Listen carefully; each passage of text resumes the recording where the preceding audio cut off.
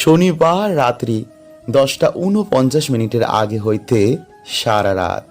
তাই অবশ্যই বন্ধুরা আপনারা এই জন্মাষ্টমীর দিন সকালে ঘুম থেকে উঠে এক ঘটি জলে এই সামান্য জিনিসটি মিশে বাড়ির এখানে অবশ্যই ঢেলে দিন। এতে আপনাদের বাড়ির বাস্তু দোষ কাটবে, বাড়িতে ভগবানের কৃপায় গৃহে সুখ শান্তি অর্থ সৌভাগ্যে ভরা থাকবে। এছাড়া এই দিনে যারা বন্ধুরা এই সামান্য ফুল এবং ফলটি পায় তারাই হয় ভগবানের কৃপায় পরম ভাগ্যশালী। তাই জন্মাষ্টমীর দিন কিন্তু বন্ধুরা এই ফুল এবং ফল আপনারা গৃহে এনে রাখবেন। এছাড়া সাথে বন্ধুরা আমরা এটাও জানব যে এই পবিত্র ভাদ্র মাসে এই জন্মাষ্টমীর দিন কোন গাছ বাড়িতে লাগালে সারা বছর আমাদের বাড়িতে সৌভাগ্যে ভরা থাকে। এবং সকালে উঠে এই মাসে এবং জন্মাষ্টমীর দিন